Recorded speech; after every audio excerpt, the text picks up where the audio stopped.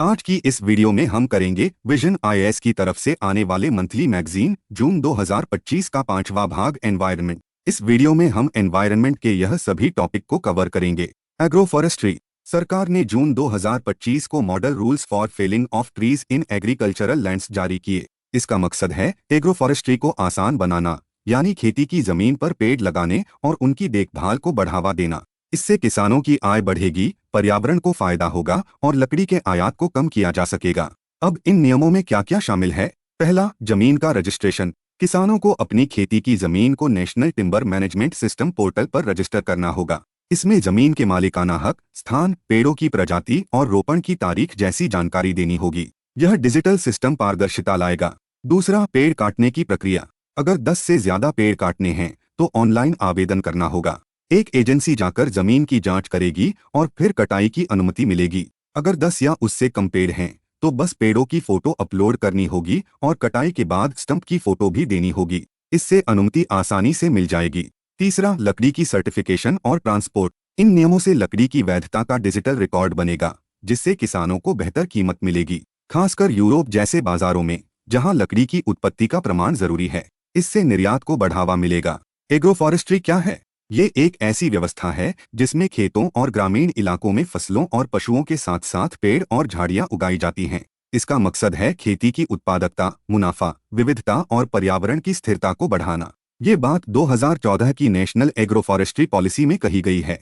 इस नीति का उद्देश्य है कि खेतों में पेड़ लगाने को बढ़ावा दिया जाए ताकि फसल और पशुपालन के साथ तालमेल बना रहे। इससे किसानों को ज्यादा फायदा हो और पर्यावरण भी सुरक्षित रहे। भारत का लगभग 8% भौगोलिक क्षेत्र एग्रो फॉरेस्ट्री के तहत आता है, यानी हमारे देश में बहुत सारे खेतों में पेड़ और फसलें साथ साथ उग रही हैं। एग्रो फॉरेस्ट्री का महत्व। कृषि विकास। एग्रो फॉरेस्ट्री से खेती में 4% तक लगातार विकास हो सकता है। इससे किसानों की आय बढ़ेगी और खेती मजबूत होगी। विविध प्रभाव। ये हमारी कई जरूरतों को पूरा करती है। देश की लकड़ी की मांग का लगभग आधा हिस्सा कागज और लुगदी उद्योग के लिए 60% कच्चा माल और पशुओं के लिए 9 से 11% हरा चारा एग्रो फॉरेस्ट्री से मिलता है। खाद्य सुरक्षा। एग्रो फॉरेस्ट्री से फसलों की पैदावार औसतन 51% तक बढ़ सकती है। इससे फसल खराब होने का खतरा कम होता है। साथ ही ये पोषण, स्वास्थ्य और समुदायों की स्थिरता को बेहतर बनाती है। टिकाऊ विकास। एग्रो फॉरेस्ट्री पर्यावरण के लिए भी बहुत फायदेमंद है। कार्बन अवशोषण। ये प्रति हेक्टेयर प्रति वर्ष 13.7 से 27.2 टन कार्बन डाइऑक्साइड को सोख सकती है। इससे जलवायु परिवर्तन से लड़ने में मदद मिलती है। मिट्टी की सेहत। पेड़ मिट्टी में कार्बन की मात्रा बढ़ाते हैं। उदाहरण के लिए गेहूं और मूंग की खेती में मिट्टी का कार्बन 0.62% था, लेकिन पॉपुलर के पेड़ों के साथ ये 1.14% हो गया। साथ ही ये मिट्टी की नमक की मात्रा को भी कम करता है। जलवायु स्मार्ट खेती। एग्रो फॉरेस्ट्री बाढ़ जैसी चरम मौसमी घटनाओं का सामना कर सकती है। इससे खेती को नुकसान कम होता है। पर्यावरणीय लाभ। ये प्राकृतिक जंगलों पर दबाव कम करती है, पोषक तत्वों का बेहतर रिसाइक्लिंग करती है, मिट्टी का कटाव रोकती है और पानी के बहाव को नियंत्रित करती है। जंगल के बाहर पेड़। एग्रो फॉरेस्ट्री से जंगल के बाहर पेड़ों की संख्या बढ़ाने में बहुत मदद मिलती है। अन्य फायदे। इससे रोजगार के नए अवसर बनते हैं। साथ ही फर्नीचर और निर्माण के लिए लकड़ी का आयात कम होता है, जिससे देश आत्मनिर्भर बनता है। एग्रो फॉरेस्ट्री की चुनौतियां। पहली, नीतिगत कमियां। किसानों के लिए एग्रो फॉरेस्ट्री ट्री मैनुअल नहीं है, जिससे सही पेड़ चुनने में दिक्कत होती है। एक्वा फॉरेस्ट्री जैसे हाईटेक सिस्टम पर कम ध्यान है। दूसरी, प्रतिबंधात्मक नियम। पेड़ काटने और लकड़ी बेचने के लिए परमिट लेना जटिल है और कई चरणों में टैक्स लगता है। तीसरी, नेशनल ट्रांजिट पास सिस्टम का कम उपयोग। ये ऑनलाइन सिस्टम लकड़ी और बांस के परिवहन के लिए है, लेकिन 82% आवेदन सिर्फ पश्चिम बंगाल, तेलंगाना और जम्मू कश्मीर से आते हैं। बाकी राज्य पीछे हैं। चौथी, उच्च गुणवत्ता वाले बीजों की कमी। अच्छे बीज और रोपण सामग्री की कमी है। पांचवी, पिछली नीतियों की कमियां। पहले पॉपुलर, यूकेलिप्टस जैसे कुछ पेड़ों पर ज्यादा जोर दिया गया, जो भारत के जलवायु और मिट्टी के लिए पूरी तरह उपयुक्त नहीं है। जैसे यूकेलिप्टस बहुत पानी मांगता है। छठी, अन्य समस्याएं। मार्केटिंग ढांचे की कमी, संस्थागत वित्त और बीमा की कमी भी बाधाएं हैं। निष्कर्ष। एग्रो फॉरेस्ट्री को बढ़ावा देने के लिए नियमों को सरल करना, एनटीपीएस का बेहतर उपयोग और नेक्स्ट जनरेशन सिस्टम लाने की जरूरत है। इससे मुनाफा, उत्पादन और पर्यावरण संरक्षण में संतुलन बनेगा। हाल ही में जून 2025 में सरकार ने मॉडल रूल्स 2025 जारी किए, जो इन समस्याओं को हल करने की दिशा में एक कदम है। International conference on disaster resilient infrastructure 2025 हाल ही में अफ्रीकन यूनियन ने फ्रांस में हुई 7वीं ICDRI कॉन्फ्रेंस में भारत की coalition for disaster resilient infrastructure में शामिल होने का ऐलान किया। CDRI भारत ने 2019 में शुरू किया था और अब इसमें 54 सदस्य हैं। अफ्रीकन यूनियन का शामिल होना CDRI को मजबूत बनाएगा। कॉन्फ्रेंस के बारे में और जानकारी। ICDRI 2025 ने स्मॉल आइलैंड डेवलपिंग स्टेट के लिए तटीय क्षेत्रों में लचीलापन बढ़ाने की अपील की है। सिड्स छोटे द्वीप देश हैं जो समुद्र स्तर बढ़ने, तूफान और जलवायु परिवर्तन से बहुत प्रभावित होते हैं। CDRI इन देशों में मजबूत घर, स्कूल, अस्पताल और बिजली सिस्टम बनाने में मदद कर रहा है। ICDRI CDRI का एक हिस्सा है जो जलवायु अनुकूलन, तटीय लचीलापन और सतत विकास पर चर्चा और कार्रवाई के लिए एक मंच है। ये कॉन्फ्रेंस दुनिया भर के विशेषज्ञों, नीति निर्माताओं और नेताओं को एक साथ लाती है।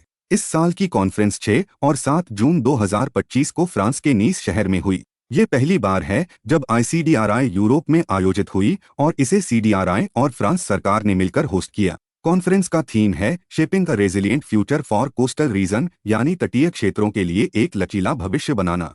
तटीय इलाके दुनिया की 37% आबादी का घर हैं और वैश्विक GDP में $1.5 ट्रिलियन का योगदान देते हैं।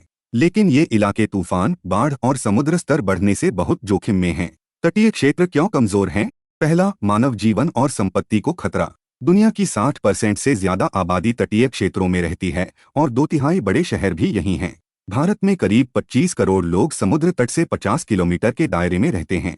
ये इलाके प्राकृतिक आपदाओं जैसे तूफान, बाढ़ और सुनामी से बहुत जोखिम में हैं। दूसरा, जलवायु परिवर्तन। जलवायु परिवर्तन से समुद्र का स्तर बढ़ रहा है, तूफानों और बाढ़ की तीव्रता और संख्या बढ़ रही है। इससे तटीय इलाकों में खतरा और ज्यादा हो गया है। तीसरा, आर्थिक नुकसान। उदाहरण के लिए 2019 में साइक्लोन फानी ने ओडिशा में बिजली के बुनियादी ढांचे को लगभग $1.2 बिलियन का नुकसान पहुंचाया। ये जानकारी ग्लोबल असेसमेंट रिपोर्ट 2025 से है। चौथा, पारिस्थितिकी और जैव विविधता को खतरा। समुद्र स्तर बढ़ने और तूफानों की बढ़ती संख्या से मैंग्रोव जंगलों को बड़ा खतरा है। अनुमान है कि 2100 तक दुनिया के आधे मैंग्रोव गंभीर जोखिम में होंगे। मैंग्रोव तटों को कटाव से बचाते हैं और जैव विविधता के लिए बहुत जरूरी हैं। पांचवा, सामाजिक कमजोरियां। तटीय आपदाएं पहले से ही कमजोर समुदायों जैसे बुजुर्गों और मछुआरों जैसे स्वदेशी समुदायों के लिए असमानताओं को और बढ़ा देती हैं। इन समुदायों को आपदाओं से उबरने में ज्यादा मुश्किल होती है। प्रमुख तटीय खतरे।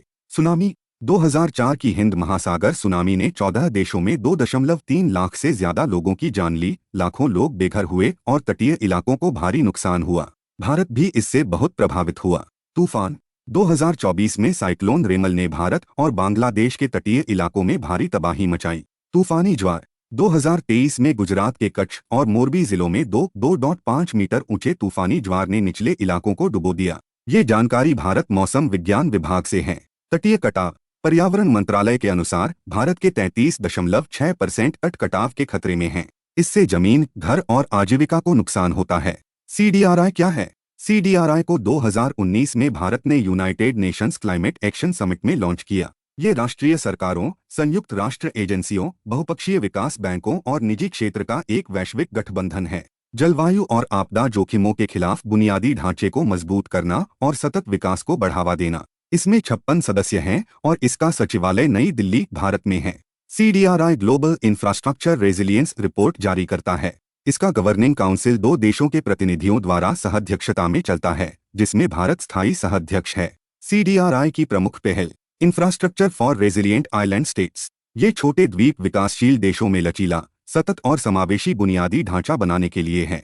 सिड्स को तूफान, समुद्र स्तर बढ़ने जैसे खतरों से बचाने में मदद करता है। Infrastructure resilience accelerator fund UNDP और अंडर के सहयोग से शुरू किया गया। ये बुनियादी ढांचे की आपदा प्रतिरोधक क्षमता के लिए वैश्विक कार्रवाई को समर्थन देता है। भारत की तटीय कमजोरियों को कम करने की पहल। Coastal regulation zone notification 2019। तटीय और समुद्री क्षेत्रों को संरक्षित करने और मछुआरों व स्थानीय समुदायों की आजीविका सुनिश्चित करने के लिए integrated coastal zone management project Odisha और पश्चिम बंगाल जैसे राज्यों में लागू। तटीय और समुद्री पर्यावरण को सतत प्रथाओं के जरिए संरक्षित करता है। Coastal vulnerability index. Indian national centre for ocean information services ने इसे बनाया। ये विभिन्न मापदंडों के आधार पर तटीय क्षेत्रों की कमजोरियों का आकलन और मैपिंग करता है। Multi hazard vulnerability maps. INCOIS ने तटीय खतरों से ग्रस्त क्षेत्रों की पहचान के लिए विस्तृत नक्शे बनाए हैं। कोस्टल मैनेजमेंट इंफॉर्मेशन सिस्टम ये तट के पास डेटा इकट्ठा करता है, जिससे साइट विशिष्ट तटीय संरक्षण संरचनाओं की योजना, डिजाइन और निर्माण में मदद मिलती है। National action plan on climate change, इसमें नेशनल वाटर मिशन जैसे मिशन शामिल हैं, जो पानी और वन प्रबंधन के जरिए तटीय लचीलापन को अप्रत्यक्ष रूप से समर्थन देते हैं। निष्कर्ष, तटीय क्षेत्र और द्वीप देश समुद्र स्तर बढ़ने, तूफान, कटाव और चरम मौसम के बढ़ते खतरों का सामना कर रहे हैं। भारत CDRI और अपनी पहलों जैसे CRZ, ICZMP और CVI के जरिए लचीला और समावेशी बुनियादी ढांचा बनाने में अहम भूमिका निभा रहा है। हाल ही में जून 2025 में ICDRI 2025 में अफ्रीकन यूनियन के CDRI में शामिल होने से ये प्रयास और मजबूत हुए हैं। जलवायु जोखिमों के बढ़ने के साथ स्थानीय जरूरतों और नवाचार पर आधारित वैश्विक कार्रवाई तटीय समुदायों और पारिस्थितिकी को बचाने के लिए बहुत जरूरी है। अगर आपको वीडियो पसंद आ रही है तो अभी इसको लाइक करें। डिजास्टर रिस्क रिडक्शन फाइनेंसिंग, हाल ही में United Nations office for disaster risk reduction ने ग्लोबल असेसमेंट रिपोर्ट 2025 जारी की, जिसका शीर्षक है resilience pays, financing and investing for our future. इस रिपोर्ट में बताया गया है कि आपदा जोखिम को कम करने के लिए स्मार्ट निवेश कैसे आपदाओं, कर्ज और मानवीय जरूरतों के विनाशकारी चक्र को तोड़ सकता है। साथ ही जून 2025 में 8वीं global platform for disaster risk reduction में भारत ने विश्व का सबसे बड़ा disaster risk reduction financing system प्रदर्शित किया। ये सिस्टम आपदा जोखिम को कम करने के लिए भारत के प्रयासों को दर्शाता है। GPDRR क्या है? Global platform for disaster risk reduction की स्थापना 2006 में हुई थी। इसका उद्देश्य Sendai framework for disaster risk reduction के कार्यान्वयन की प्रगति का आकलन और चर्चा करना है। सेंडाई फ्रेमवर्क आपदा जोखिम को कम करने के लिए वैश्विक दिशा निर्देश देता है। डिजास्टर रिस्क रिडक्शन क्या है? DRR का मतलब है ऐसी कार्रवाइयां करना जो नई आपदाओं को रोकें, मौजूदा जोखिमों को कम करें और बचे हुए जोखिमों का प्रबंधन करें। इससे समाज और विकास को मजबूत और सतत बनाया जाता है। उदाहरण, आपदा प्रतिरोधी बुनियादी ढांचा बनाना, जैसे तूफान रोधी स्कूल या बाढ़ प्रतिरोधी सड़कें। DRR को इन सभी तरीकों से फंडिंग मिलती है। DRR फाइनेंसिंग की जरूरत क्यों? सीमित सहायता, विकास के लिए दी जाने वाली कुल सहायता का सिर्फ 2% ही DRR के लिए खर्च होता है। इसका मतलब है कि आपदा जोखिम को कम करने के लिए बहुत कम पैसा लगाया जा रहा है, जबकि ये बहुत जरूरी है। बढ़ता आर्थिक बोझ, पिछले 2 दशकों में आपदाओं से होने वाला आर्थिक नुकसान दोगुना हो गया है। उदाहरण के लिए, अब आपदाओं से हर साल $2.3 ट्रिलियन से ज्यादा का नुकसान हो रहा है। विकासशील देशों की ज्यादा कमजोरी, 2023 तक सबसे कम विकसित देशों में से केवल 49% के पास multi hazard early warning system थे। इन देशों में संसाधनों की कमी के कारण आपदाओं से निपटना मुश्किल होता है। 3 नकारात्मक चक्रों को तोड़ना, आय घटने और कर्ज बढ़ने का चक्र। 2050 तक जलवायु संबंधी खतरों से वैश्विक आय 19% तक कम हो सकती है। कम आय वाले देशों को ये नुकसान ज्यादा झेलना पड़ता है। अस्थायी जोखिम हस्तांतरण का चक्र, भारत में बीमा की पहुंच बहुत कम है, 1% से भी कम। इससे आपदा जोखिम को बांटने की क्षमता सीमित है। बार बार जवाब देने का चक्र, DRR में हर $1 का निवेश भविष्य में $15 की रिकवरी लागत बचा सकता है। DRR फाइनेंसिंग जुटाने की प्रमुख चुनौतियां, समर्पित अंतर्राष्ट्रीय वित्तीय तंत्र की कमी। DRR फाइनेंसिंग सिस्टम बनाने के लिए कोई विशेष वैश्विक वित्तीय तंत्र नहीं है। इससे देशों को फंड जुटाने में मुश्किल होती है। वित्तीय निर्णयों में कम एकीकरण, सरकारें, व्यवसाय और वित्तीय संस्थान अपने फैसलों में आपदा जोखिम को शामिल नहीं करते। कुछ क्षेत्रों और खतरों के लिए जोखिम विश्लेषण के लिए डेटा और सबूत भी सीमित हैं। राजनीतिक रूप से जोखिम भरा माना जाना, DRR में निवेश को अनिश्चित और तत्काल लाभ न देने वाला माना जाता है।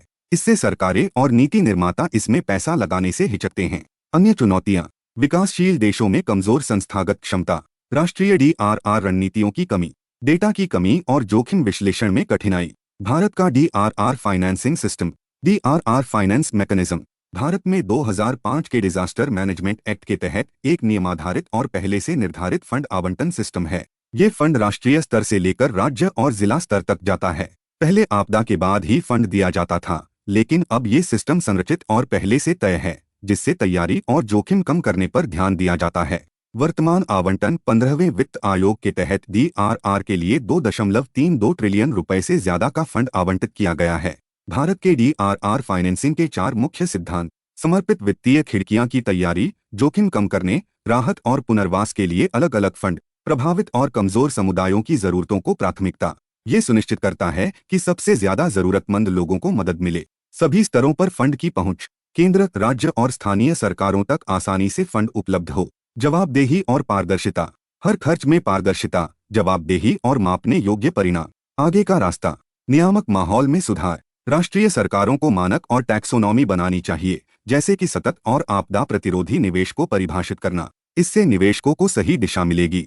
वित्तीय प्रवाह का ट्रैकिंग। जोखिम रोकथाम और वित्तीय डेटा को ट्रैक करना, ताकि बजट से कितना पैसा उपयोग हुआ ये पता चल सके।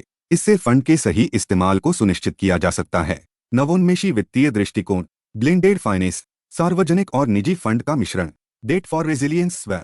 कर्ज माफी के बदले लचीलापन बढ़ाने पर निवेश। ग्रीन बॉन्ड्स और कैटास्ट्रोफ बॉन्ड्स। ये जोखिम को वैश्विक निवेशकों तक स्थानांतरित करते हैं और पारंपरिक बीमा से अतिरिक्त सुरक्षा देते हैं। आपदा जोखिम को क्रेडिट रेटिंग में शामिल करना। लेयर्ड फाइनेंसिंग को बढ़ावा। छोटी और बार बार होने वाली आपदाओं के लिए राष्ट्रीय रिजर्व या क्रेडिट लाइन। बड़ी और दुर्लभ आपदाओं के लिए बीमा या जोखिम हस्तांतरण समाधान। निष्कर्ष। DRR फाइनेंसिंग सिर्फ विकास की जरूरत नहीं, बल्कि सतत भविष्य के लिए एक रणनीतिक निवेश है। आपदा और रिकवरी के चक्र को तोड़ने के लिए वैश्विक समुदाय को रिएक्टिव खर्च से हटकर प्रोएक्टिव जोखिम प्रबंधन की ओर जाना होगा।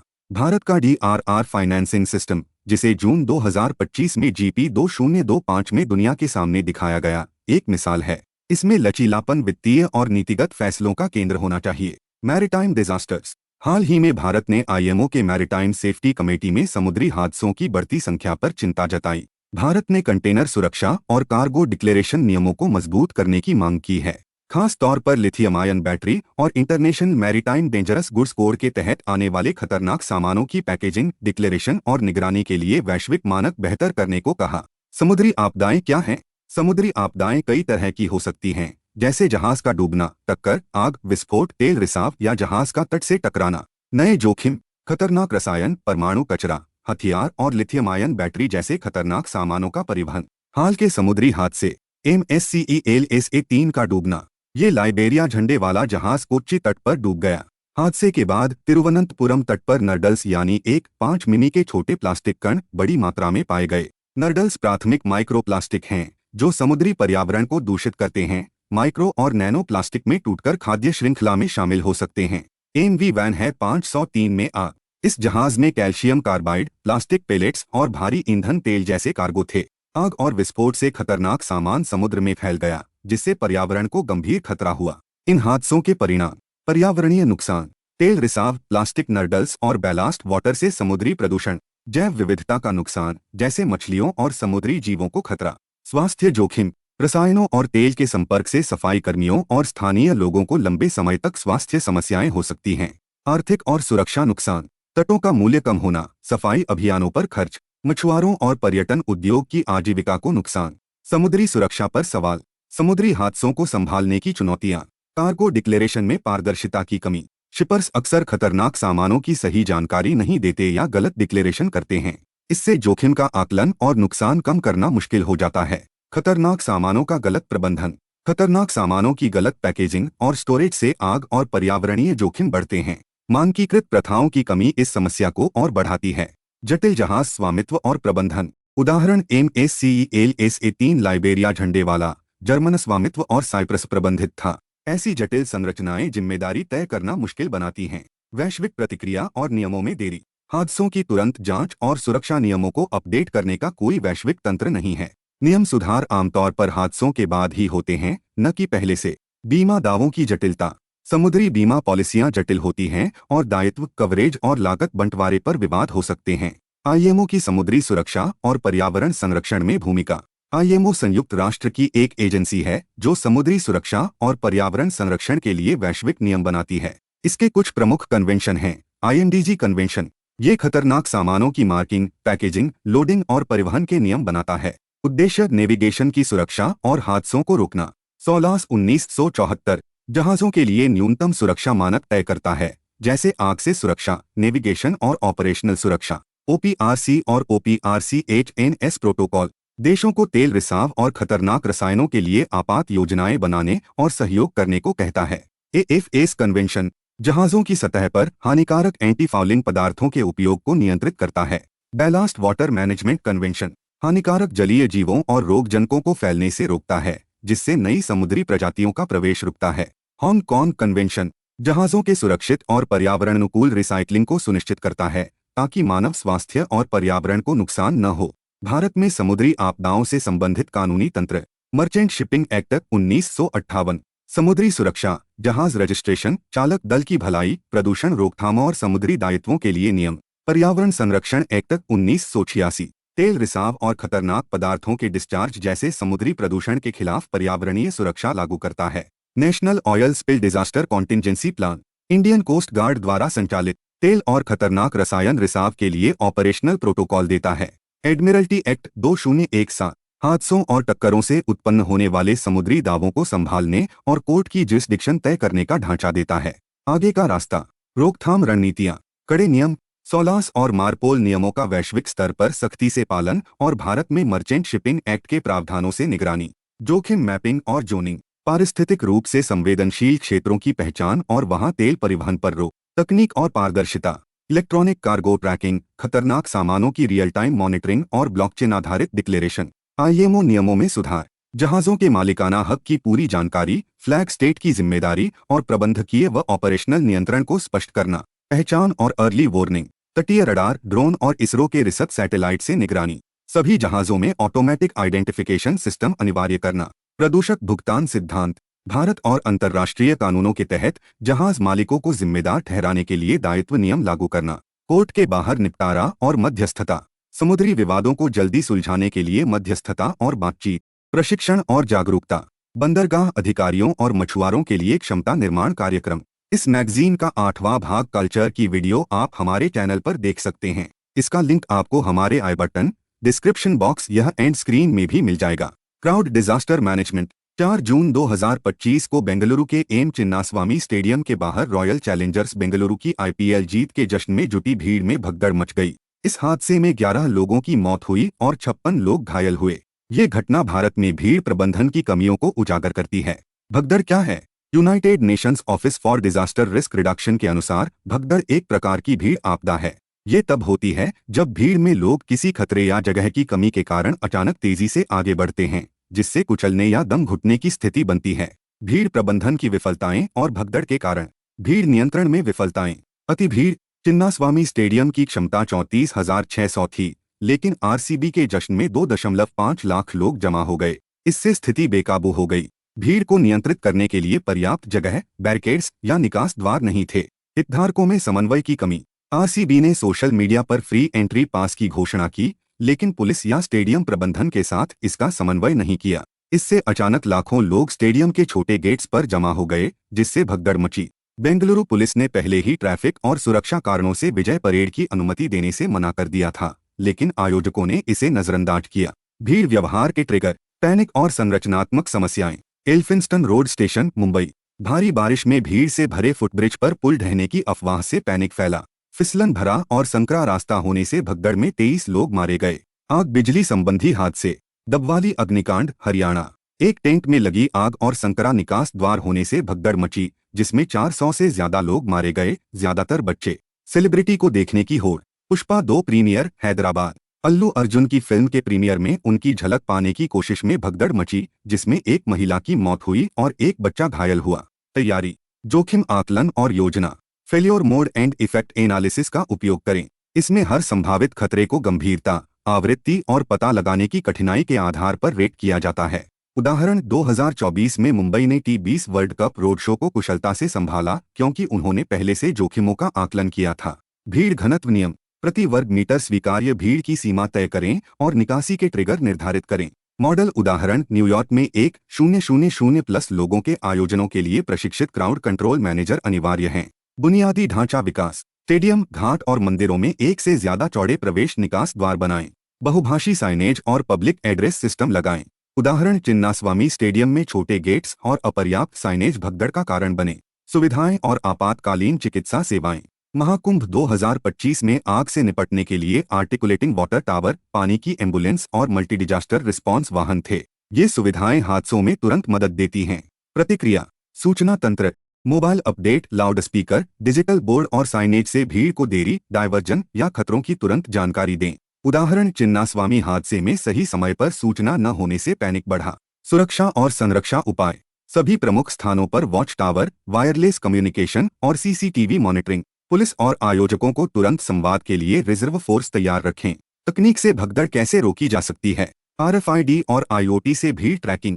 आरएफआईडी टैग्स और इंटरनेट ऑफ थिंग्स से आगंतुकों की गतिविधियों को ट्रैक करें ताकि कोई क्षेत्र सुरक्षित क्षमता से ज्यादा न भरे। उदाहरण, कुंभ मेला और वैष्णो देवी तीर्थ में आरएफआईडी टैगिंग का उपयोग भीड़ नियंत्रण के लिए किया गया। निगरानी और रियल टाइम भीड़ मॉनिटरिंग आधारित सीसीटीवी कैमरे और ड्रोन भीड़ घनत्व, संभावित रुकावटें और पैनिक मूवमेंट्स का पता लगाते हैं। उदाहरण, हज यात्रा में आधारित मॉनिटरिंग से भगदड़ रोकी गई। थर्मल इमेजिंग ड्रोन बड़े आयोजनों को ऊपर से मॉनिटर करते हैं। Live aerial feed command centre को तुरंत निर्णय लेने में मदद करती है। एआई मॉडल सभी बड़े आयोजनों को लॉग करें ताकि भीड़ पैटर्न, निकासी प्रदर्शन और लॉजिस्टिक खामियों का विश्लेषण हो सके। प्रेडिक्टिव एनालिटिक्स भीड़ बढ़ने की भविष्यवाणी कर सकता है और समय रहते अधिकारियों को सतर्क कर सकता है। उदाहरण, कुंभ मेला 2025 में एआई मॉडल ने भीड़ प्रवाह का अनुमान लगाकर हादसों को रोका। निष्कर्ष, प्रभावी भीड़ प्रबंधन एक बहुविषयी जिम्मेदारी है जिसमें सावधानी पूर्वक योजना, एजेंसियों के बीच समन्वय, हितधारकों की भागीदारी और आधुनिक तकनीक का उपयोग जरूरी है। भारत में धार्मिक, खेल और सांस्कृतिक आयोजनों की बढ़ती भीड़ को देखते हुए एनडीएमए दिशा निर्देशों जैसे जोखिम आधारित योजना, एआई मॉनिटरिंग और बेहतर निकास का सख्ती से पालन जरूरी है। चिन्नास्वामी भगदड़ जैसे हादसे हमें सिखाते हैं कि तकनीक और समन्वय से ऐसी त्रासदियों को रोका जा सकता है। Bharat forecast system. Ministry of earth sciences ने 26 मई 2025 को भारत फोरकास्ट सिस्टम लॉन्च किया। यह दुनिया का पहला स्वदेशी हाई रेजोल्यूशन मौसम पूर्वानुमान सिस्टम है जो भारत को मौसम विज्ञान में वैश्विक नेता बनाता है। भारत फोरकास्ट सिस्टम क्या है? Indian institute of tropical metrology, Pune ने, जो पृथ्वी विज्ञान मंत्रालय का एक स्वायत्त संस्थान है, यह भारत के मौसम पूर्वानुमान की रेजोल्यूशन को 12 किलोमीटर से 6 किलोमीटर तक बढ़ाता है। इसका मतलब है कि अब हर गांव के लिए सटीक और स्थान विशिष्ट मौसम पूर्वानुमान मिल सकता है। डेटा स्रोत 40 डॉपलर वेदर रडार से रियल टाइम डेटा लेता है जो डॉपलर प्रभाव का उपयोग करके हवा, बारिश और कणों की गति का डेटा इकट्ठा करता है। भविष्य में रडार की संख्या 100 तक बढ़ाई जाएगी ताकि पूरे देश में 2 घंटे तत्काल पूर्वानुमान जारी किए जा सकें। बीएफएस की विशेषताएं और महत्व। बेहतर सटीकता और गति। 64% ज्यादा सटीकता उच्च जोखिम वाले क्षेत्रों में, खासकर भारी बारिश और तूफानों के लिए। पुराने मॉडल्स में पूर्वानुमान के लिए 12 से 14 घंटे लगते थे, लेकिन बीएफएस इसे 4 से 6 घंटे में कर देता है। वैश्विक नेतृत्व। बीएफएस का 6 किलोमीटर रेजोल्यूशन इसे यूरोप, ब्रिटेन और अमेरिका के मॉडल्स से बेहतर बनाता है। भारत अब दुनिया का एकमात्र देश है जो इतने उच्च रेजोल्यूशन पर वैश्विक पूर्वानुमान सिस्टम चलाता है। आपदा प्रबंधन और कृषि के लिए सहायता। ग्राम और ब्लॉक स्तर पर सटीक अल्पकालिक पूर्वानुमान और नाउकास्ट। किसानों को फसल योजना, सिंचाई और जलवायु झटकों से बचाव में मदद। आपदा प्रबंधन एजेंसियों को बाढ़, तूफान और बादल फटने की चेतावनी समय पर देने में सहायता। उदाहरण, 2025 में पूर्वोत्तर भारत में गहरे दबाव के कारण हुई भारी बारिश की सटीक भविष्यवाणी ने कुछ हद तक नुकसान कम किया। आर्थिक लाभ। कृषि, बुनियादी ढांचा और जल प्रबंधन जैसे क्षेत्रों में जलवायु संबंधी नुकसान को कम करता है। उदाहरण, 2024 में चरम मौसम से फसलों को भारी नुकसान हुआ, लेकिन बीएफएस की सटीक भविष्यवाणी से भविष्य में इसे कम किया जा सकता है। High performance computing. बीएफएस अर्का और अरुणिका सुपर कंप्यूटर पर चलता है। अर्का की क्षमता 11.77 पेटाफ्लॉप्स और स्टोरेज 33 पेटाबाइट्स है, जो पुराने सुपर कंप्यूटर प्रत्युष की तुलना में 4 घंटे में डेटा प्रोसेस करता है। क्षेत्रीय पूर्वानुमान। 30 डिग्री दक्षिण से 30 डिग्री उत्तर अक्षांश के लिए सटीक पूर्वानुमान। मानसून, तूफान और भारी बारिश जैसे उष्णकटिबंधीय मौसम की सटीक भविष्यवाणी जो निम्न और मध्यम आय वाले देशों को ज्यादा प्रभावित करते हैं। निष्कर्ष, भारत फोरकास्ट सिस्टम भारत की वैज्ञानिक स्वायत्तता और आत्मनिर्भर भारत मिशन का प्रतीक है। यह मिशन मौसम के तहत विकसित हुआ और 6 किलोमीटर रेजोल्यूशन के साथ दुनिया में सबसे उन्नत है। बीएफएस न केवल आपदा प्रबंधन, कृषि और जल प्रबंधन में मदद करता है, बल्कि भारत को मौसम विज्ञान में वैश्विक नेता बनाता है। जैसे जैसे जलवायु जोखिम बढ़ रहे हैं, बीएफएस जैसे नवाचार लचीलापन और समावेशी विकास को बढ़ावा देंगे। इस मैगजीन का 7वां भाग साइंस एंड टेक्नोलॉजी की वीडियो आप हमारे चैनल पर देख सकते हैं। इसका लिंक आपको हमारे आई बटन, डिस्क्रिप्शन बॉक्स यह एंड स्क्रीन में भी मिल जाएगा। Intergovernmental science policy panel on chemicals, waste and pollution established. हाल ही में जून 2025 को उरुग्वे के पुंटा डेल एस्टे में एक बड़ी बैठक हुई। इसमें सभी देशों ने मिलकर इस पैनल को आधिकारिक रूप से शुरू किया। संयुक्त राष्ट्र ने हाल ही में एक नया पैनल बनाया है जिसका नाम है रसायन, कचरा और प्रदूषण पर अंतर्राष्ट्रीय विज्ञान नीति पैनल। सबसे पहले यह पैनल क्यों बनाया गया? साल 2022 में संयुक्त राष्ट्र पर्यावरण सभा, जिसे यूएनईए कहते हैं, ने फैसला किया कि रसायन, कचरे और प्रदूषण से निपटने के लिए एक अंतर्राष्ट्रीय संगठन चाहिए। यह पैनल संयुक्त राष्ट्र पर्यावरण कार्यक्रम यानी यूएनईपी द्वारा बनाया गया है। अब यूएनईपी ही इस पैनल की मेजबानी भी करेगा। इसका मतलब है कि यह पैनल यूएनईपी के साथ मिलकर काम करेगा। यह सभी देशों को रसायन, कचरा और प्रदूषण से जुड़े मुद्दों पर स्वतंत्र और वैज्ञानिक सलाह देगा।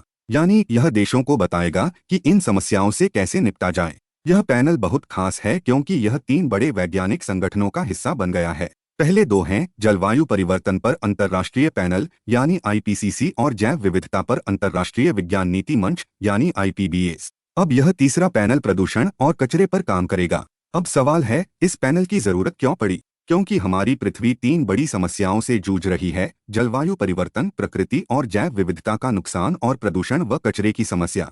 हमारी रोजमर्रा की जिंदगी में रसायनों का इस्तेमाल बहुत बढ़ गया है, जैसे कीटनाशक, दवाइयाँ और प्लास्टिक। लेकिन इनका गलत इस्तेमाल या निपटारा नुकसानदायक हो सकता है। कचरे की मात्रा भी बढ़ रही है। 2023 में दुनिया में 2.1 बिलियन टन कचरा पैदा हुआ और 2050 तक यह बढ़कर 3.8 बिलियन टन हो सकता है। यानी कचरे का पहाड़ बन सकता है। प्रदूषण भी जानलेवा हो रहा है। पिछले 2 दशकों में आधुनिक प्रदूषण से होने वाली मौतें 66% बढ़ गई हैं।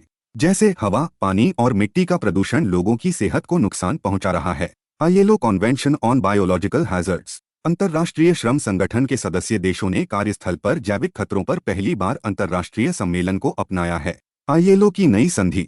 आईएलओ के सदस्य देशों ने काम की जगह पर जैविक खतरों यानी बायोलॉजिकल हैजर्ड्स से बचाव के लिए पहली बार एक अंतर्राष्ट्रीय संधि अपनाई है। इसे आईएलओ संधि 192 कहते हैं।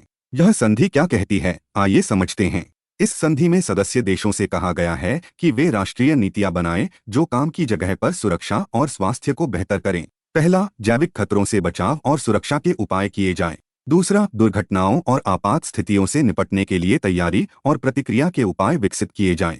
उदाहरण के लिए, अगर कोई वायरस फैलता है तो पहले से योजना होनी चाहिए कि उसका सामना कैसे करना है। भारत की चिंताएं। भारत को इस संधि में कुछ बातें चिंता कर रही हैं। पहली, यह संधि सभी क्षेत्रों और सभी आकार की कंपनियों पर लागू होगी, चाहे जैविक खतरे का जोखिम कम हो या ज्यादा। इससे छोटे और मध्यम उद्यमों यानी एमएसएमईज और अनौपचारिक क्षेत्रों पर बोझ बढ़ सकता है।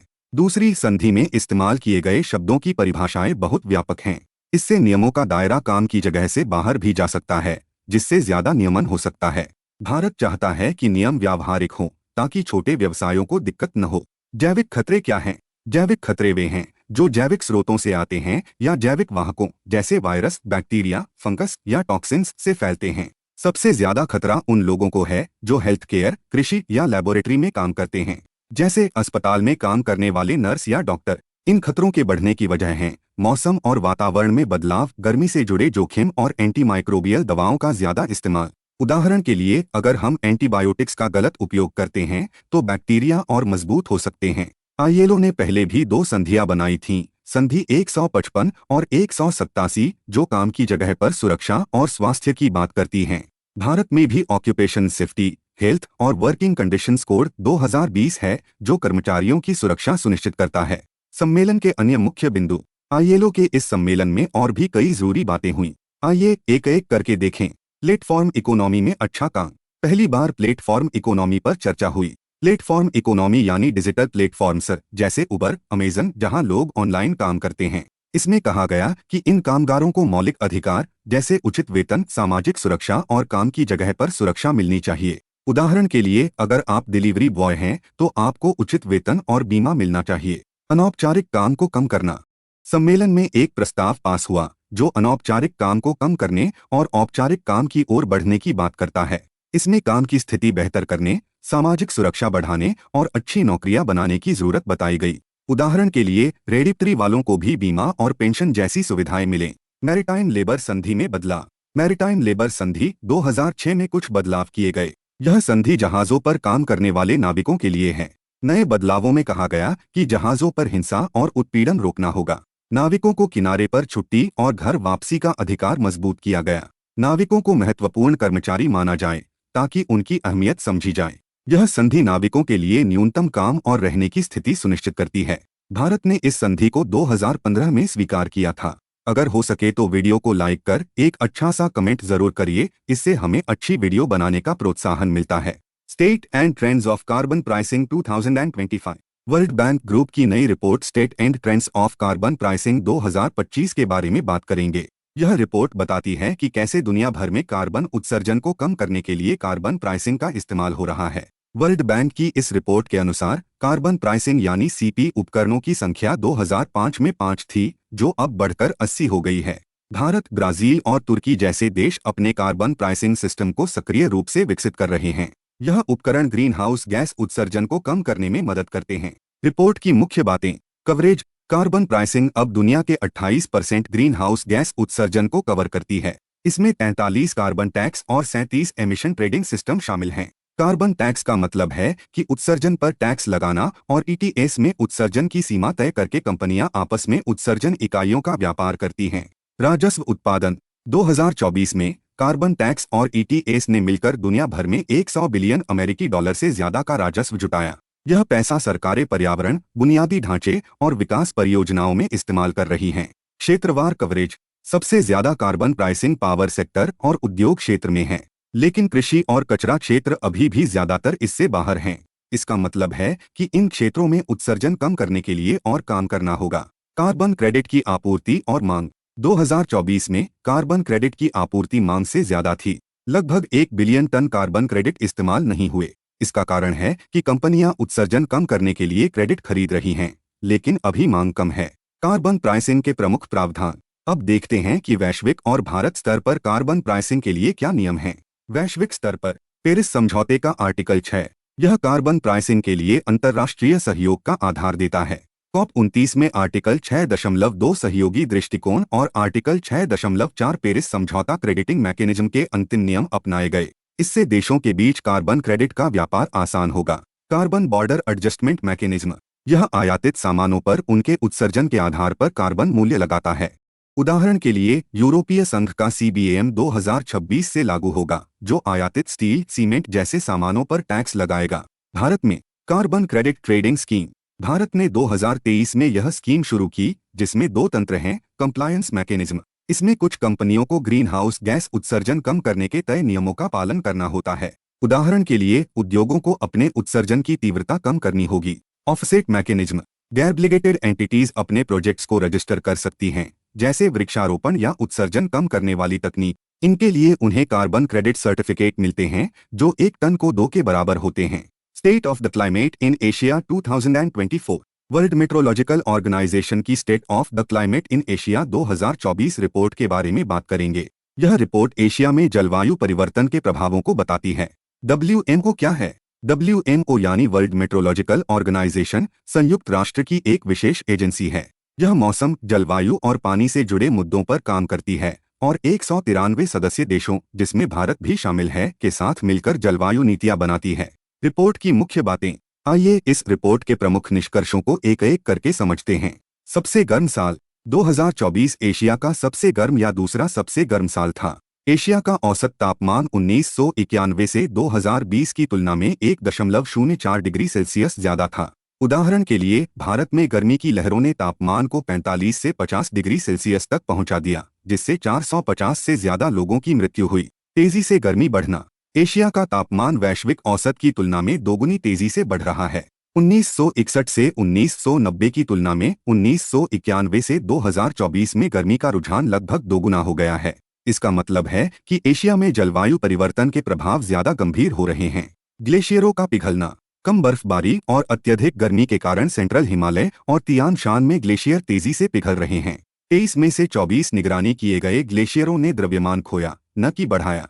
इससे ग्लेशियल झीलों के फटने और भूस्खलन जैसे खतरे बढ़ रहे हैं, जो पानी की सुरक्षा को भी प्रभावित कर रहे हैं। समुद्र का रिकॉर्ड तापमान। 2024 में समुद्र की सतह का तापमान अब तक का सबसे ज्यादा रहा। एशिया में समुद्र का दशकीय गर्मी बढ़ने की दर वैश्विक औसत से लगभग दोगुनी है। उदाहरण के लिए उत्तरी हिंद महासागर और जापान, चीन के पास के समुद्रों में मरीन हीटवेव्स ने 15 मिलियन वर्ग किमी को प्रभावित किया, जिससे मछली पालन और मानसून प्रभावित हुए। अन्य महत्वपूर्ण बिंदु। रिपोर्ट में बताया गया कि 2024 में एशिया में 29 चक्रवात आए, जिनमें भारत में रेमल, थेंगल, दाना और असना शामिल हैं। चक्रवात रेमल ने 110 किलोमीटर प्रति घंटा से ज्यादा की रफ्तार और 2.5 मीटर तक की तूफानी लहरें पैदा की। National mission for a green India. National mission for a green India जिसे ग्रीन इंडिया मिशन भी कहते हैं, के बारे में बात करेंगे। हाल ही में इस मिशन का नया दस्तावेज जारी हुआ है। नया दस्तावेज कब और क्यों जारी हुआ? 17 जून 2025 को विश्व मरुस्थलीकरण और सूखा रोकथाम दिवस के मौके पर पर्यावरण, वन और जलवायु परिवर्तन मंत्रालय ने ग्रीन इंडिया मिशन का संशोधित दस्तावेज जारी किया। यह दस्तावेज मिशन को और प्रभावी बनाने और जलवायु परिवर्तन से लड़ने की योजना को मजबूत करता है।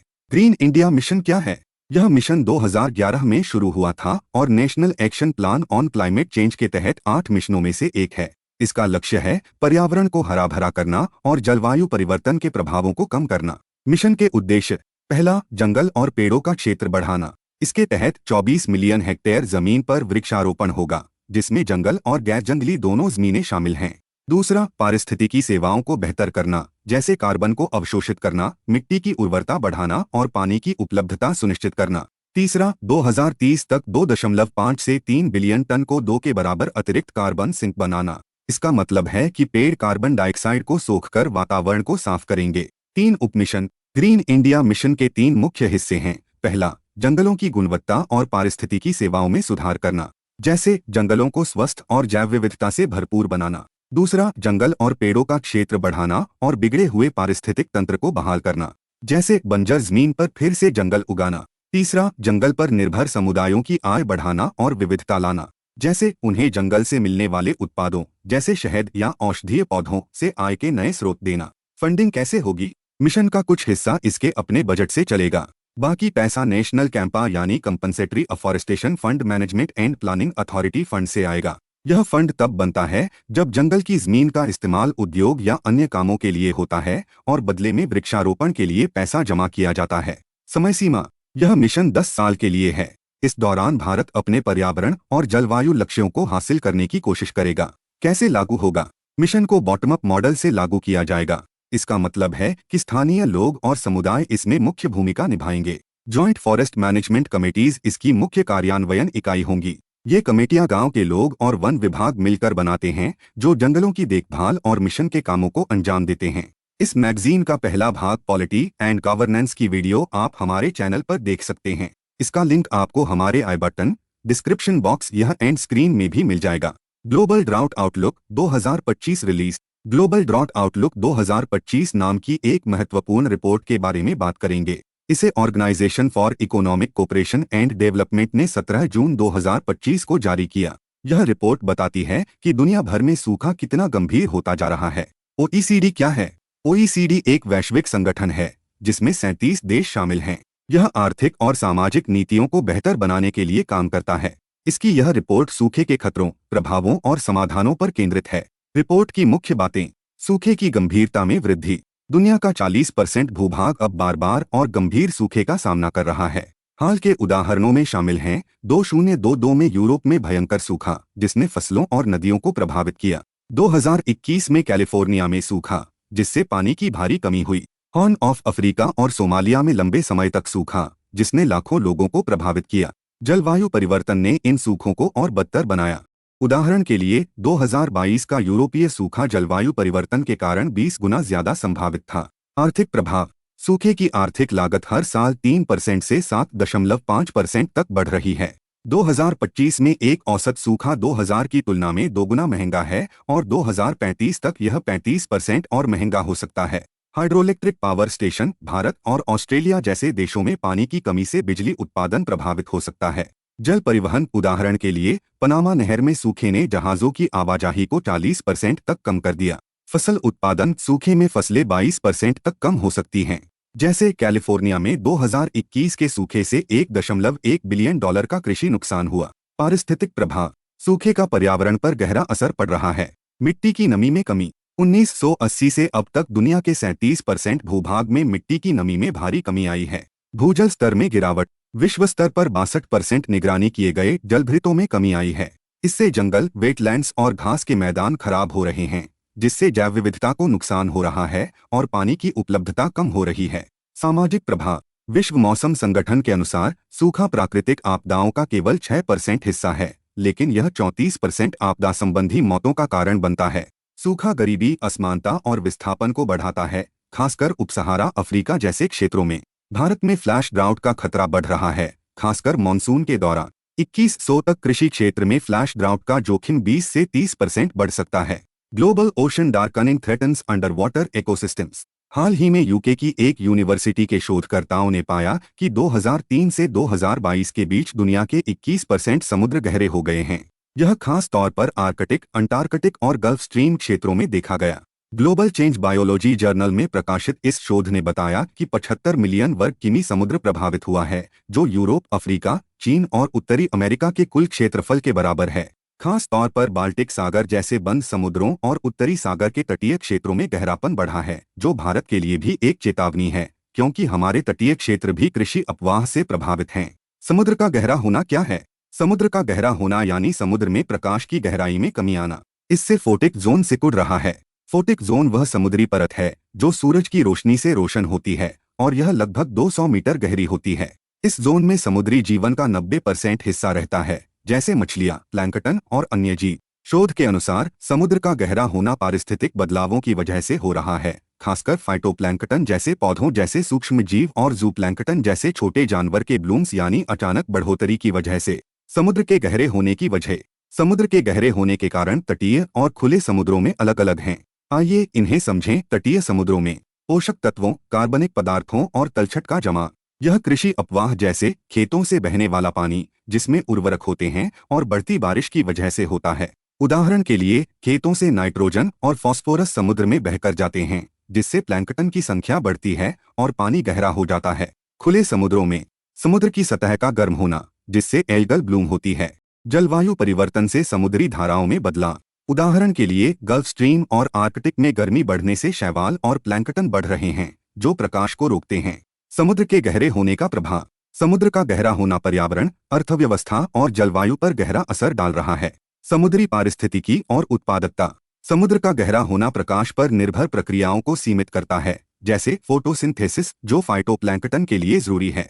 जीवों की वृद्धि, संचार और प्रजनन। इससे समुद्र की उत्पादकता कम हो रही है, क्योंकि फाइटोप्लैंकटन, जो समुद्री खाद्य श्रृंखला का आधार हैं, प्रभावित हो रहे हैं। उदाहरण के लिए जूप्लैंकटन की दैनिक ऊर्ध्वाधर गति सिकुड़ रही है, क्योंकि वे गहरे पानी में नहीं जा पा रहे। मछली उद्योग। फोटिक जोन सिकुड़ने से मछलियों का निवास स्थान कम हो रहा है। इससे प्रजनन चक्र बाधित हो रहे हैं, जिससे मछलियों की संख्या घट रही है। भारत जैसे देशों में, जहां मछली पालन लाखों लोगों की आजीविका का हिस्सा है, यह एक बड़ी चुनौती बन सकता है। उदाहरण के लिए 2025 में भारत के तटीय क्षेत्रों में मछली उत्पादन में कमी की खबरें आईं, जो समुद्र के गहरे होने से जुड़ी हो सकती हैं। जलवायु नियमन। फाइटोप्लैंकटन समुद्र में कार्बन डाइऑक्साइड अवशोषित करते हैं और 50% ऑक्सीजन पैदा करते हैं। समुद्र का गहरा होना इन प्रक्रियाओं को कमजोर करता है, जिससे कार्बन अवशोषण कम होता है, जो जलवायु परिवर्तन को और बढ़ाता है। ऑक्सीजन उत्पादन घटता है, जो पूरी पृथ्वी के लिए खतरा है। इससे समुद्र की जलवायु को नियंत्रित करने की क्षमता कम हो रही है। आप इस प्लेलिस्ट से इस महीने के मैगजीन की सभी वीडियो देख सकते हैं। Blue nationally determined contributions challenge. Blue nationally determined contributions challenge को ब्राजील और फ्रांस ने शुरू किया है। यह एक वैश्विक पहल है जो समुद्र को जलवायु परिवर्तन से लड़ने का केंद्र बनाती है। ब्लू एनडीसी चैलेंज क्या है? यह चैलेंज 9 जून 2025 को यूनाइटेड नेशंस ओशन कॉन्फ्रेंस में शुरू हुआ। इसका लक्ष्य है कि सभी देश अपनी नेशनली डिटरमाइंड कॉन्ट्रीब्यूशंस में समुद्र को केंद्र में रखें। एनडीसीज वे राष्ट्रीय योजनाएं हैं जो पेरिस समझौते के तहत देश जलवायु परिवर्तन से लड़ने के लिए बनाते हैं। ये योजनाएं हर 5 साल में अपडेट की जाती हैं। यह चैलेंज खास तौर पर COP30 से पहले शुरू हुआ, जो नवंबर 2025 में ब्राजील के बेलेम में होगा। इसमें 8 देश पहले ही शामिल हो चुके हैं: Brazil, France, Australia, Fiji, Kenya, Mexico, Palau और सेशेल्स। किन संगठनों का समर्थन है? यह पहल कई बड़े संगठनों द्वारा समर्थित है। Ocean conservancy, ocean and climate platform और वर्ल्ड रिसोर्सेज इंस्टीट्यूट, जो ocean resilience and climate alliance के जरिए काम करता है। समुद्र की जलवायु परिवर्तन में भूमिका। समुद्र जलवायु परिवर्तन से लड़ने में बहुत अहम है। कार्बन डाइऑक्साइड अवशोषण। समुद्र दुनिया के 30% कार्बन डाइऑक्साइड उत्सर्जन को सोख लेता है, जिससे यह एक बड़ा कार्बन सिंक बनता है। तटीय क्षेत्रों में मौजूद मैंग्रोव, सी ग्रास और सॉल्ट मार्श जैसे पारिस्थितिकी तंत्र कार्बन को जंगल की तुलना में 4 गुना ज्यादा तेजी से संग्रहित करते हैं। उदाहरण के लिए ब्राजील में दक्षिण अटलांटिक के एकमात्र कोरल रीफ और विश्व की सबसे बड़ी मैंग्रोव बेल्ट कार्बन संग्रहण में मदद करते हैं। गर्मी का नियमन। समुद्र 90% अतिरिक्त गर्मी को सोख लेता है, जो ग्रीन हाउस गैस उत्सर्जन से पैदा होती है। इससे वैश्विक तापमान को नियंत्रित करने में मदद मिलती है, वरना धरती और गर्म हो जाती। नवीकरणीय ऊर्जा। ऑफशोर वाइंड एनर्जी वैश्विक बिजली की जरूरतों का 1/3 से ज्यादा हिस्सा पूरा कर सकती है। यह स्वच्छ ऊर्जा का एक बड़ा स्रोत है जो जीवाश्म ईंधन पर निर्भरता कम करता है। Third United Nations ocean conference. Third United Nations ocean conference के बारे में बात करेंगे, जो हाल ही में समाप्त हुई। इस कॉन्फ्रेंस ने समुद्र की सुरक्षा के लिए नीस ओशन एक्शन प्लान को अपनाया। Third United Nations ocean conference 9 से 13 जून 2025 तक नीस, फ्रांस में हुई। इसे फ्रांस और कोस्टा रिका ने मिलकर आयोजित किया। यह कॉन्फ्रेंस समुद्रों, समुद्री संसाधनों और उनकी सतत उपयोगिता पर केंद्रित थी, जो सस्टेनेबल डेवलपमेंट गोल 14 को हासिल करने के लिए है। नीस ओशन एक्शन प्लान की मुख्य बातें। इस कॉन्फ्रेंस का सबसे बड़ा परिणाम नीस ओशन एक्शन प्लान है, जिसमें एक राजनीतिक घोषणा और स्वैच्छिक प्रतिबद्धताओं की सूची शामिल है। SDG 14 के लिए वैश्विक रोडमैप। इस प्लान ने SDG 14 यानी समुद्रों, समुद्री संसाधनों को संरक्षित करने और उनके सतत उपयोग के लिए एक वैश्विक रोडमैप अपनाया। घोषणा में माना गया कि SDG 14 सभी सतत विकास लक्ष्यों में सबसे कम वित्त पोषित है। इसका मतलब है कि समुद्र की सुरक्षा के लिए अभी और फंडिंग चाहिए। यह प्लान समुद्री जैव विविधता, मछली पालन और तटीय समुदायों की आजीविका को बढ़ावा देगा। प्लास्टिक प्रदूषण पर अंतर्राष्ट्रीय समझौता। प्लान में प्लास्टिक प्रदूषण पर एक अंतर्राष्ट्रीय कानूनी रूप से बाध्यकारी समझौते को विकसित करने की प्रतिबद्धता दोहराई गई। इसका लक्ष्य समुद्र में प्लास्टिक कचरे को कम करना है, जो मछलियों और समुद्री पारिस्थितिकी तंत्र के लिए बड़ा खतरा है। उदाहरण के लिए 2025 में अनॉक 3 में ओशन क्लीनअप ने नदियों से प्लास्टिक रोकने के अपने प्रोजेक्ट्स को हाईलाइट किया। जलवायु और अम्लीकरण के प्रभावों पर वैश्विक कार्रवाई। प्लान में जलवायु परिवर्तन और समुद्र के अम्लीकरण के प्रभावों को कम करने के लिए वैश्विक समन्वित कार्रवाई की मांग की गई। समुद्र का अम्लीकरण तब होता है जब कार्बन डाइऑक्साइड समुद्र में घुलकर उसे अम्लीय बनाता है, जिससे कोरल रीफ और शेलफिश जैसे जीवों को नुकसान होता है। यह तटीय समुदायों, जो मछली पालन और पर्यटन पर निर्भर हैं, के लिए भी खतरा है। प्लान में मैंग्रोव, सीग्रास और कोरल रीफ जैसे पारिस्थितिकी तंत्रों की बहाली पर जोर दिया गया, जो कार्बन सोखते हैं और तटों की रक्षा करते हैं। अगर आपको वीडियो पसंद आ रही है तो आप इस वीडियो को अपने IAS की तैयारी कर रहे दोस्तों के साथ शेयर कर सकते हैं।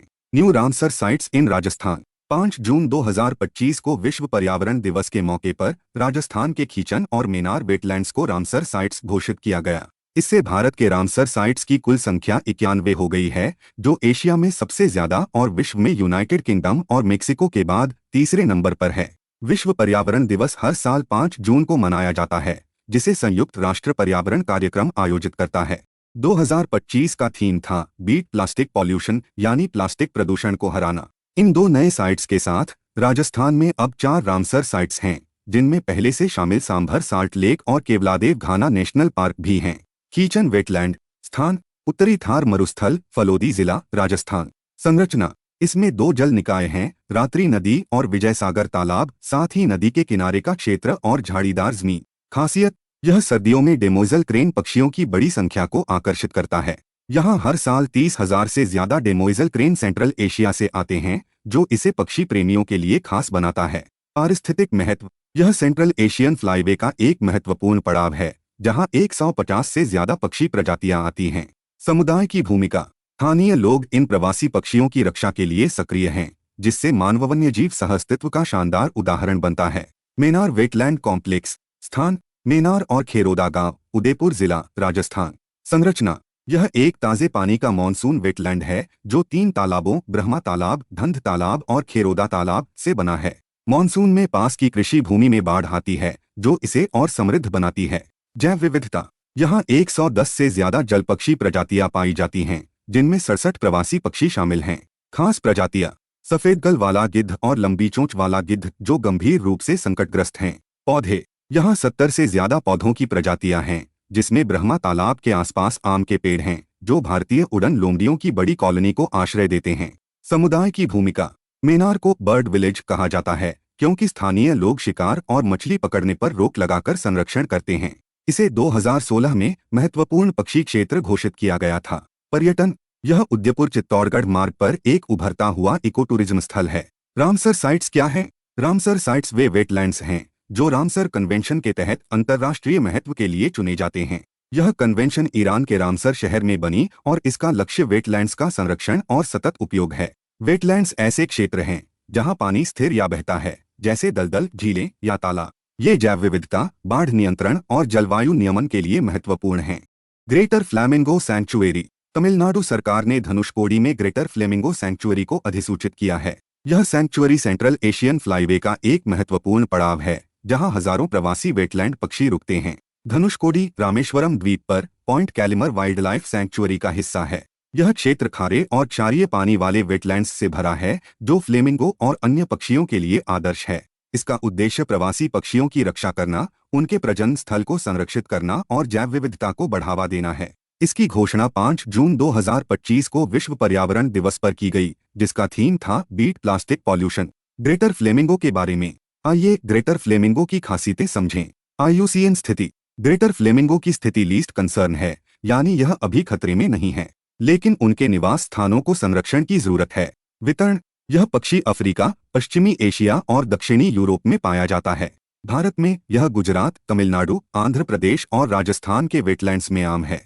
निवास स्थान। ग्रेटर फ्लेमिंगो खारे या क्षारीय उथले वेटलैंड्स में प्रजनन करते हैं, जैसे धनुषकोडी के खारे पानी के तालाब और दलदल उनके लिए आदर्श हैं। ये पक्षी मानसून के बाद सर्दियों में भारत आते हैं, खासकर सेंट्रल एशियन फ्लाईवे के जरिए। विशेषताएं। इनकी लंबी टांगें, गुलाबी पंख और घुमावदार चोंच उन्हें अनोखा बनाती है। ये फिलोपैट्रिक होते हैं, यानी ये हर साल अपने प्रजनन स्थल पर लौटते हैं। प्रजनन के बाद ये लंबी दूरी तक फैल सकते हैं, लेकिन प्रजनन स्थल के प्रति वफादार रहते हैं। ये छोटे शैवाल, क्रस्टेशियंस और कीड़ों को खाते हैं, जिसके लिए वे अपनी चोंच से पानी छानते हैं। Flamingo city, Gujarat. कच्छ रेगिस्तान वन्यजीव सैंक्चुअरी दक्षिण एशिया का ग्रेटर फ्लेमिंगो का एकमात्र प्रजनन स्थल है। इसे फ्लेमिंगो सिटी के नाम से जाना जाता है।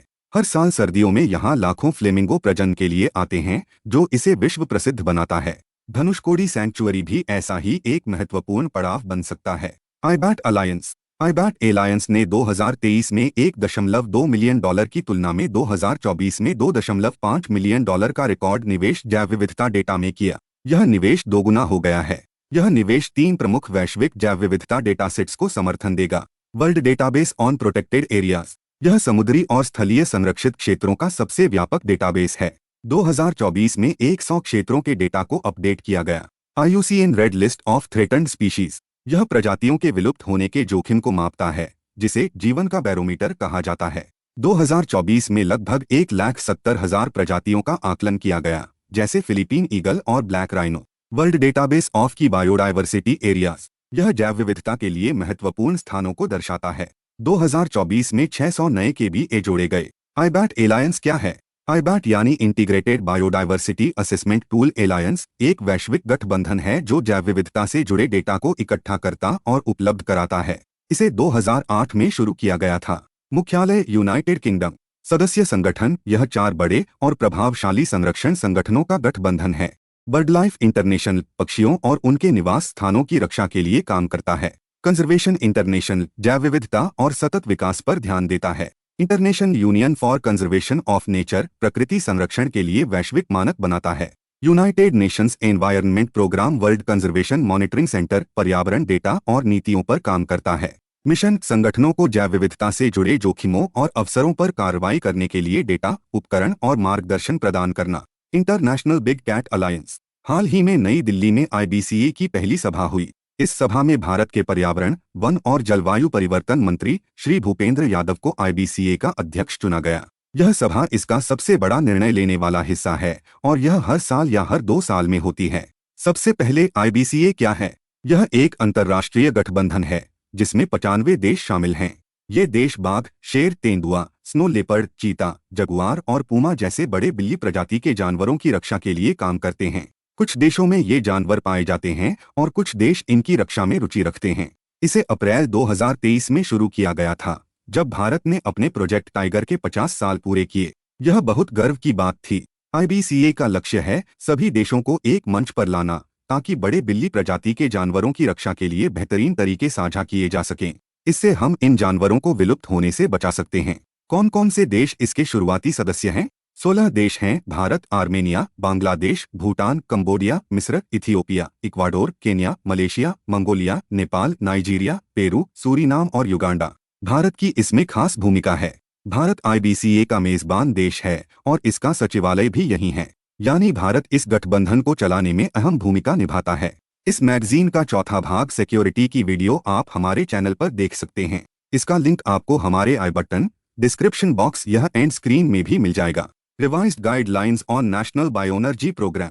नवीन एवं नवीकरणीय ऊर्जा मंत्रालय ने राष्ट्रीय जैव ऊर्जा कार्यक्रम के अपशिष्ट से ऊर्जा और बायोमास घटकों पर दिशा निर्देशों को अद्यतन किया है। नेशनल बायोएनर्जी प्रोग्राम क्या है?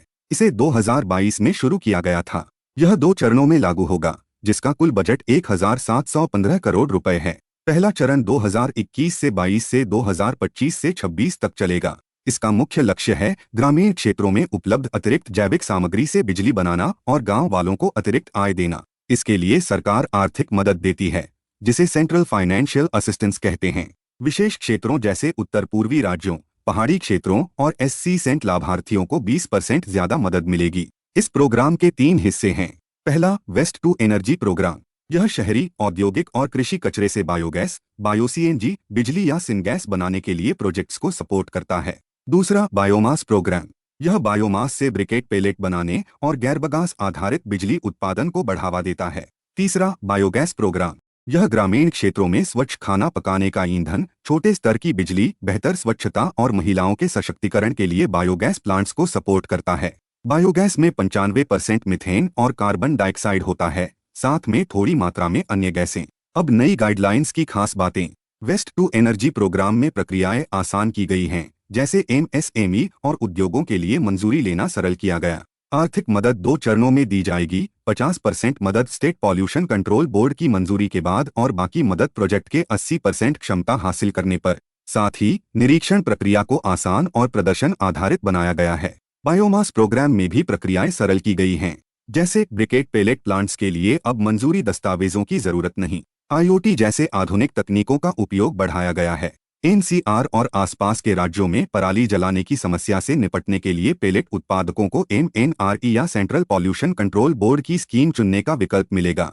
साथ ही बाजार तक पहुंच और प्रदर्शन आधारित सब्सिडी को भी लचीला बनाया गया है। Energy transition index 2025। हाल ही में वर्ल्ड इकोनॉमिक फोरम द्वारा एनर्जी ट्रांजिशन इंडेक्स 2025 रिपोर्ट जारी की गई। यह इंडेक्स बताता है कि देश कितनी तेजी से जीवाश्म ईंधन से स्वच्छ ऊर्जा की ओर बढ़ रहे हैं। ETI 2025 की मुख्य बातें।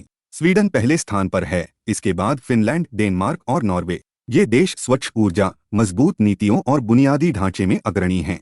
भारत 2024 में 63वें स्थान पर था, लेकिन 2025 में 71वें स्थान पर आ गया, यानी रैंक में 8 स्थानों की गिरावट हुई। फिर भी भारत ने ऊर्जा दक्षता और निवेश में प्रगति दिखाई है। एनर्जी ट्रांजिशन इंडेक्स क्या है? यह इंडेक्स देशों को उनके ऊर्जा परिवर्तन की प्रगति के आधार पर रैंक करता है, यानी जीवाश्म ईंधन से स्वच्छ ऊर्जा की ओर बढ़ने की गति। यह 2 मुख्य पहलुओं को देखता है।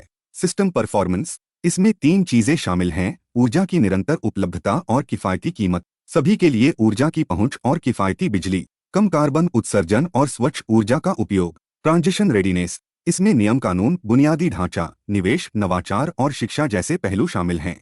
इंडेक्स 43 संकेतकों का उपयोग करता है और कई स्रोतों से डेटा लेकर देशों को 0 से 100 के स्केल पर स्कोर देता है। स्वीडन ने 77.5 स्कोर के साथ पहला स्थान हासिल किया, जिसमें सिस्टम परफॉर्मेंस और ट्रांजिशन रेडीनेस में शानदार प्रदर्शन किया। भारत का स्कोर 53.3 रहा, जिसमें सिस्टम परफॉर्मेंस में 60.4 और ट्रांजिशन रेडीनेस में 42.7 स्कोर मिला। भारत ने ऊर्जा दक्षता और सभी के लिए बिजली पहुंच में सुधार किया, लेकिन बुनियादी ढांचे में अभी और काम चाहिए। Thirst wave. हम एक नए और रोचक पर्यावरणीय शब्द थर्स्ट वेव के बारे में समझेंगे। यह शब्द जलवायु परिवर्तन और खेती के लिए बहुत महत्वपूर्ण है। थर्स्ट वेव क्या है? थर्स्ट वेव उस स्थिति को कहते हैं जब कम से कम 3 दिन तक लगातार वातावरण की प्यास यानी इवेपोरेटिव डिमांड सामान्य से बहुत ज्यादा होती है। इसका मतलब है कि हवा मिट्टी, पौधों और पानी से नमी को तेजी से सोख लेती है। इसे वैज्ञानिकों ने हाल ही में नाम दिया है इवेपोरेटिव डिमांड। क्या है? यह बताता है कि वातावरण कितना प्यासा है, यानी हवा कितनी आसानी से नमी को पौधों, मिट्टी और जल स्रोतों से खींचती है। जब यह डिमांड ज्यादा होती है तो खेती के लिए ज्यादा पानी चाहिए। थर्स्ट वेव के कारण क्या है? थर्स्ट वेव कई कारकों से बनती है। गर्मी ज्यादा होने पर हवा ज्यादा नमी सोखती है। तेज हवा नमी को जल्दी उड़ा लेती है। कम नमी होने पर वातावरण ज्यादा प्यासा होता है। ज्यादा धूप से पानी तेजी से भाप बनकर उड़ता है। ये सभी मिलकर थर्स्ट वेव बनाते हैं, जो हीट वेव से अलग है क्योंकि हीट वेव में सिर्फ गर्मी मुख्य होती है। थर्स्ट वेव का अध्ययन किसानों के लिए बहुत फायदेमंद है। यह उन्हें पानी के संसाधनों को बेहतर ढंग से प्रबंधित करने में मदद करता है। इससे फसलों को सही समय पर सही मात्रा में पानी मिलता है। इससे फसल की पैदावार बढ़ती है। इससे पानी की बर्बादी कम होती है। उदाहरण के लिए अमेरिका के इडाहो में वैज्ञानिक एक डैशबोर्ड बना रहे हैं जो किसानों को थर्स्ट वेव की जानकारी देकर सिंचाई की योजना बनाने में मदद करेगा। वैज्ञानिकों ने पाया कि 1981 से 2021 तक अमेरिका में थर्स्ट वेव की तीव्रता 17% बढ़ी और आवृत्ति 23% बढ़ी। यह जलवायु परिवर्तन का असर है। मिडवेस्ट जैसे क्षेत्रों में जहां औसतन कम सूखा होता है वहां भी थर्स्ट वेव ज्यादा हो रहे हैं। इससे फसलों को नुकसान का खतरा बढ़ता है। Salkhan fossil park added to UNESCO tentative list for world heritage sites. हम सोनभद्र फॉसिल पार्क के बारे में बात करेंगे, जिसे आधिकारिक तौर पर सोनभद्र फॉसिल पार्क कहा जाता है और यह उत्तर प्रदेश के सोनभद्र जिले में स्थित है। यह IUCN के 2020 दिशा निर्देशों के तहत जीवन का विकास और यूनेस्को के 2021 फ्रेमवर्क के तहत पृथ्वी का इतिहास और जीवन का विकास के लिए जियो हेरिटेज साइट के रूप में मान्यता प्राप्त है। सालखान फॉसिल पार्क क्या है? यह पार्क उत्तर प्रदेश के सोनभद्र जिले में स्थित है और इसे आधिकारिक तौर पर सोनभद्र फॉसिल पार्क भी कहते हैं। यह कैमूर रेंज में है जो विंध्य पर्वत का हिस्सा है और कैमूर वन्यजीव अभयारण्य के पास है। यह दुनिया के सबसे पुराने और अच्छी तरह संरक्षित फॉसिल स्थलों में से एक है। क्या खास है इस पार्क में? प्राचीन फॉसिल्स। यहाँ 1.4 अरब साल पुराने फॉसिल्स हैं जो स्ट्रोमेटोलाइट्स कहलाते हैं। ये साइनोबैक्टीरिया या नीलीहरी शैवाल से बने हैं। Great oxygenation event. ये स्ट्रोमेटोलाइट्स उस समय के सबूत हैं जब पृथ्वी की हवा में पहली बार ऑक्सीजन जमा हुई थी। यह पृथ्वी पर जीवन के विकास के लिए बहुत महत्वपूर्ण था। प्राचीन पर्यावरण को समझना। पार्क में स्ट्रोमेटोलाइट्स के अलग अलग रूप जैसे डोमल, कॉलमनर और स्ट्रैटिफॉर्म हैं। ये प्राचीन पानी की गहराई, तलछट और लहरों की गतिविधि के बदलाव को दिखाते हैं। प्रीकैम्ब्रियन युग। यह पार्क प्रीकैम्ब्रियन युग को दर्शाता है जो विश्व धरोहर में कम प्रतिनिधित्व वाला है। यह उस समय की जानकारी देता है जब जीवन शुरू हुआ। Recent volcanic eruptions mount ETNA। Mount Etna. Mount Etna भूमध्य सागर का सबसे ऊंचा द्वीप पर्वत है और दुनिया का सबसे सक्रिय स्ट्रैटोवोल्केनो है। यह यूरोप का सबसे बड़ा सक्रिय ज्वालामुखी है और यूनेस्को विश्व धरोहर स्थल भी है। माउंट लेवोटोबी लकील की। यह ज्वालामुखी प्रशांत महासागर के रिंग ऑफ फायर में है। यह लेवोटोबी पर 2 चोटियों में से एक है, दूसरी लेवोटोबी पेरेम्पुआन है। लकीलकी का मतलब इंडोनेशियाई में पुरुष है।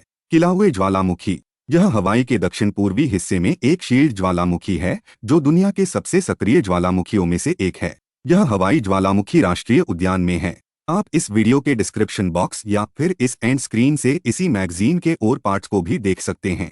अगर आपको यह वीडियो पसंद आई तो इस वीडियो को लाइक, शेयर और चैनल नो नेम IAS को सब्सक्राइब करना ना भूले।